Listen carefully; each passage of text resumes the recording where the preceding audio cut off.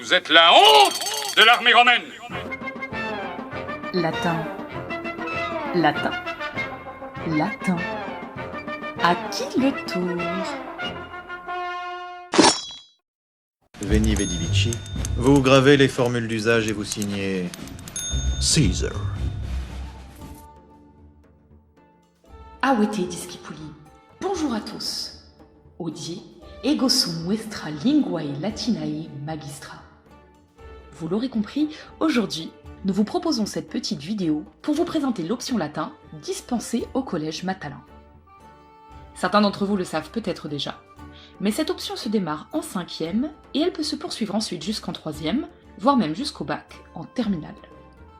Vous le savez aussi, la fin de votre année de 6e approche à grands pas, et avec elle, le moment où l'on va vous demander de faire des souhaits pour la rentrée prochaine. Le génie de la lampe. Le voici en direct de la lampe pour exaucer tous vos souhaits. On l'applaudit. À vous, Simone. Merci. Oh, attends. Tu exauces les souhaits? 3 pour être précis. Oui, des souhaits, vous avez bien compris. Pour choisir votre langue vivante numéro 2, d'une part, et pour formuler une demande pour l'option latin. D'ailleurs, saviez-vous que le mot option venait lui-même d'un verbe latin qui signifie faire un souhait? Ainsi donc, pour commencer, ce qu'il faut savoir, c'est que le latin n'est pas une matière obligatoire. Comme son nom l'indique, c'est une option, une discipline facultative que vous pouvez suivre en plus de vos langues vivantes. Cela veut donc dire que vous pourrez la combiner avec l'anglais, avec l'espagnol, ou même avec l'italien. Au fond, ça ne dépend que de vous. Mais par toutatis, me direz-vous, le latin, qu'est-ce que c'est? Est-ce que ça prend beaucoup de temps? Et puis en fait, à quoi ça sert? Alors voilà, dans cette vidéo, je vais m'efforcer de répondre à toutes vos questions pour vous permettre de déterminer si, oui ou non, vous avez envie de faire partie de nos futurs recrues à la rentrée prochaine. Vous êtes prêts? Alors, c'est parti!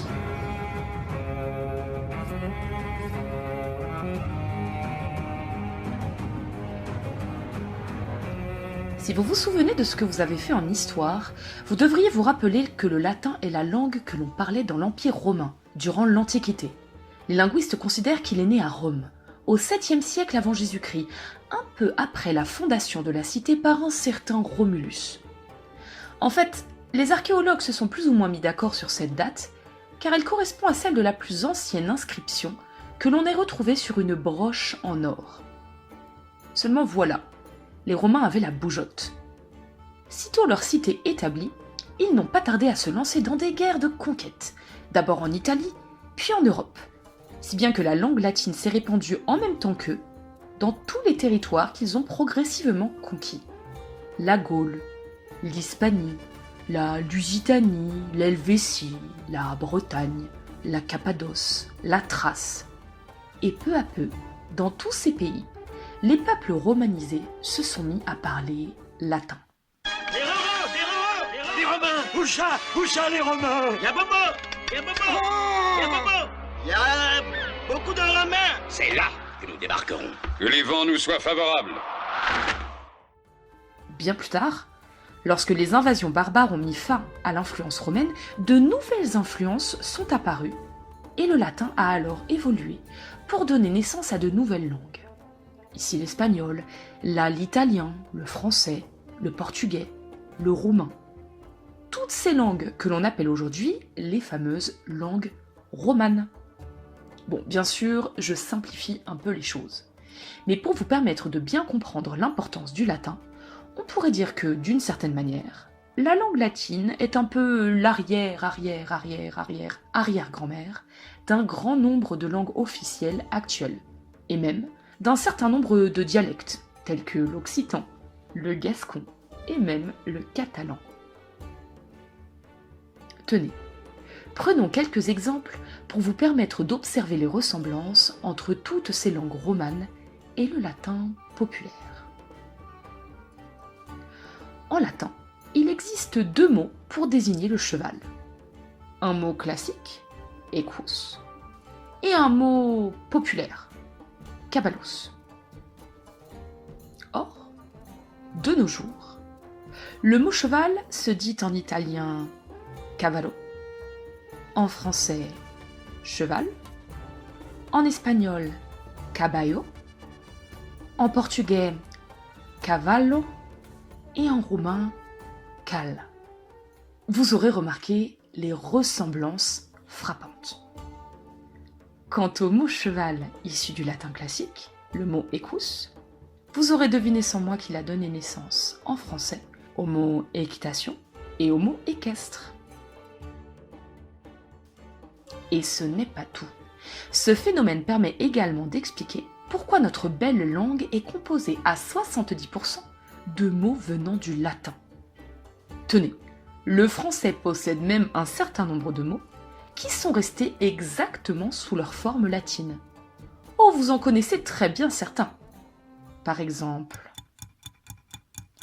aquarium, podium, agenda, lavabo. Oui, même dans notre salle de bain, nous parlons latin. Album, etc., etc. Tiens, ça aussi c'est du latin. C'est une abréviation qui signifie « et toutes les autres choses ». Ça vous embouche un coin, pas vrai ?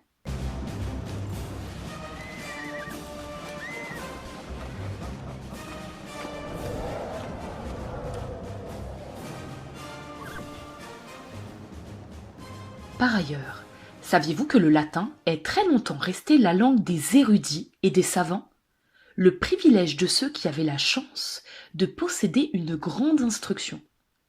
C'est la raison pour laquelle, dans un grand nombre de domaines comme la médecine, l'astronomie, la pharmacie ou même la botanique, le latin reste encore aujourd'hui une référence.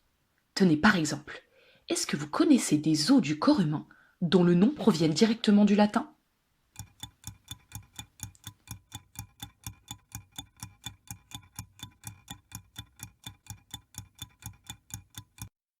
On pouvait penser au crâne, au clavicule, dont le nom signifie petite clé en latin, au coccyx, au sternum, aux mandibules qui nous servent à mâcher, au cubitus, ou encore au fameux tibia, si cher aux footballeurs et dont le nom désigne la flûte en latin. Épatant, n'est-ce pas ? Et il en reste beaucoup d'autres.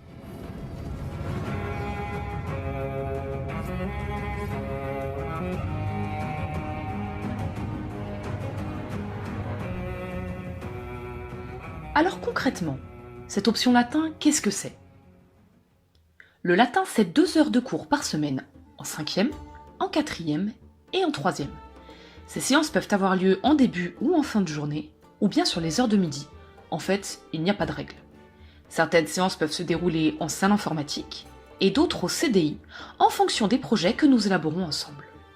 Elles peuvent aussi bien donner lieu à de l'étude de texte, ou à la découverte de la langue, qu'à des exposés sur la base du volontariat, à des études de films ou bien à des projets d'écriture. Au fond, cette option, ce sera un peu ce que vous en ferez. Par contre, ce qu'il faut savoir, c'est qu'une fois que vous êtes inscrit en latin, vous continuez avec nous jusqu'à la fin de votre année de 3e. César ne vieillit pas. César est immortel. César a tout réussi, tout conquis.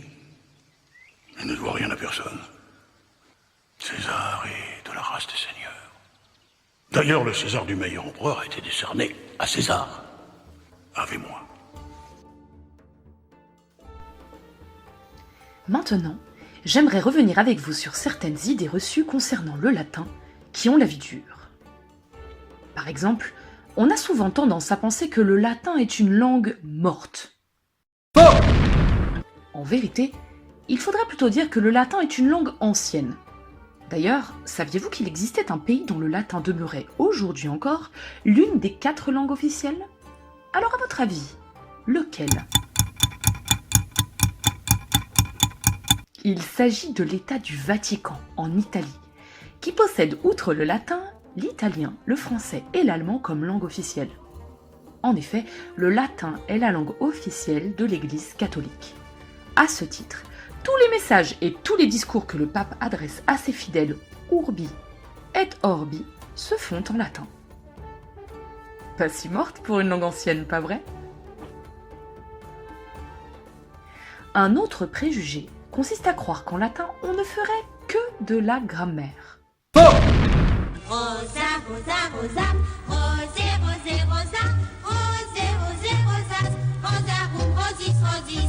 Bien sûr, la découverte d'une langue nouvelle implique d'en étudier le fonctionnement et d'en apprendre les principales règles. Et à ce titre, vous verrez qu'apprendre le latin est un jeu qui vous permettra de développer votre esprit logique et de devenir petit à petit plus rigoureux et plus méthodique. Sanctis recorda, sanctis deus rex. Ce qui veut dire? Absolument rien. Pourquoi? Mais étudier le latin, c'est aussi se pencher sur les légendes de la fondation de Rome, sur les histoires de la mythologie ou sur la manière dont vivaient les Romains. C'est découvrir comment ils s'habillaient, ce qu'ils mangeaient, dans quel genre de maison ils habitaient, à quel dieu ils faisaient des offrandes. C'est parler de gladiateurs, d'esclaves, d'empereurs, bref, vous l'aurez compris, en latin il existe 1000 sujets à explorer et autant de choses à découvrir à propos de la civilisation romaine. Étudier la langue latine, c'est parler d'archéologie, d'art, d'histoire, et c'est découvrir les origines de notre culture et mieux comprendre la manière dont fonctionne notre société actuelle, qui a été profondément influencée par la Grèce et par Rome. Un dernier préjugé pour finir. On entend souvent dire que le latin ce n'est que pour les bons élèves. Le latin c'est surtout une affaire de petits curieux. Si vous aimez l'histoire, si vous vous passionnez pour la découverte de nouvelles langues, que visiter des musées ou découvrir de nouvelles civilisations vous amuse, alors le latin est fait pour vous. Contrairement à d'autres matières, le latin ne représente pas une très grosse charge de travail. À condition d'être organisé et d'apprendre régulièrement ses leçons, il est très facile d'obtenir de très bons résultats et de collectionner les points verts. Une fois en 3e, cela peut vous donner des points en plus pour le brevet. Bref, vous m'aurez compris, le latin c'est un truc en plus. Un petit bonus pour la suite de votre scolarité, quelles que soient les études auxquelles vous vous destinez. Médecine, archéologie, histoire, littérature ou même droit.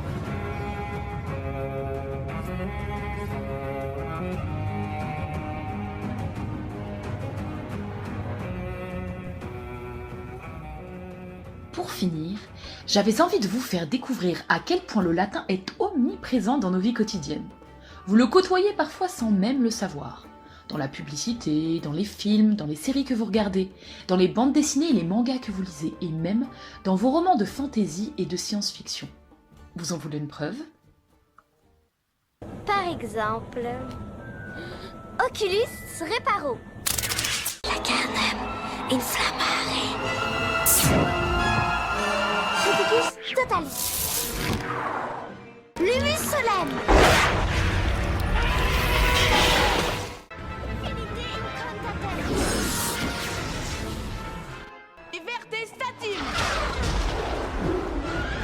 Expecto patronum!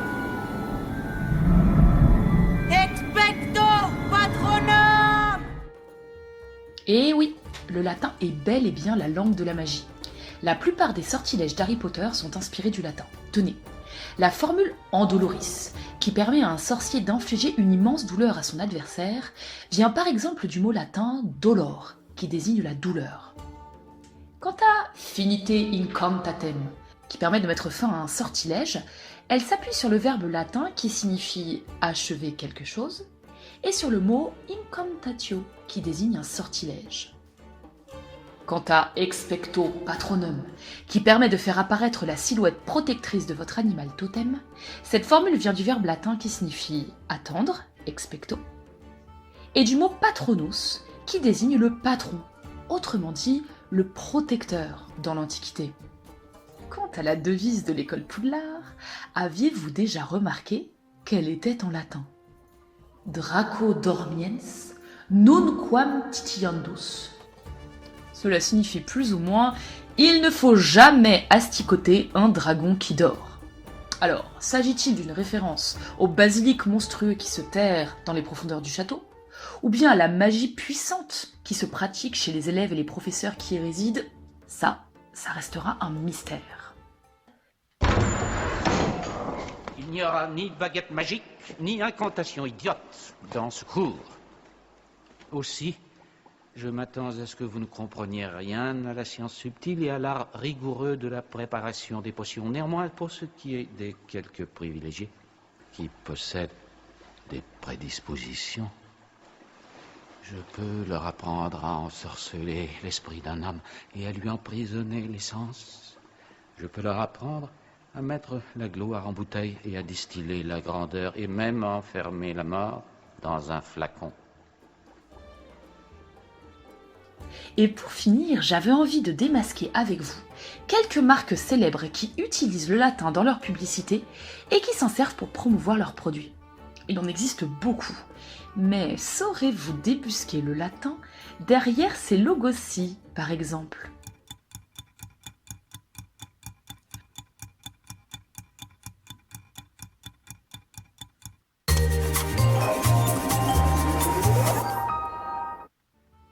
En 1988, un grand groupe américain lance la commercialisation du premier esquimau glacé pour adultes.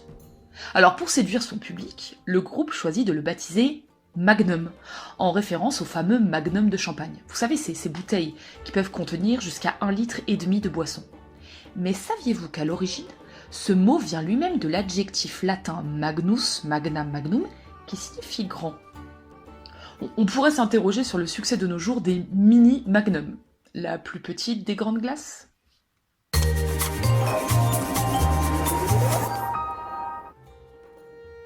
De son côté, le concepteur japonais de chaussures de sport, Kiichiro Onitsuka, qui commence à connaître le succès, décide en 1977 de rebaptiser sa marque, auparavant connue sous l'appellation Onitsuka Tiger, ASICS Tiger. Alors pourquoi ça ? Eh bien parce que cela reflète mieux, à ses yeux, la philosophie de sa marque. En effet, le mot ASICS est un anagramme. Un anagramme, vous savez, chaque lettre du mot est le début d'un autre mot. ASICS, c'est l'anagramme d'un célèbre proverbe latin. Anima sana, in corpore sano. A-S-I-C-S. ASICS. Selon M. Onitsuka, la marque est l'expression d'un idéal.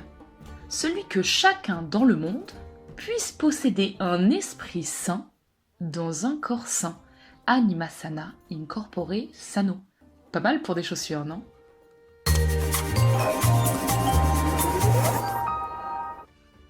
Et pour finir, penchons-nous sur l'histoire de la crème Nivea.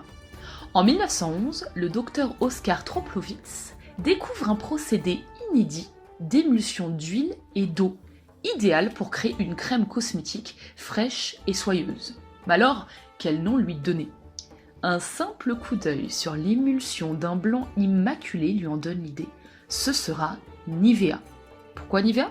Eh bien, comme la neige en latin. Nix nivis. Quoi de plus approprié, me direz-vous, pour une crème blanche comme la neige ? Et voilà, c'est fini pour aujourd'hui.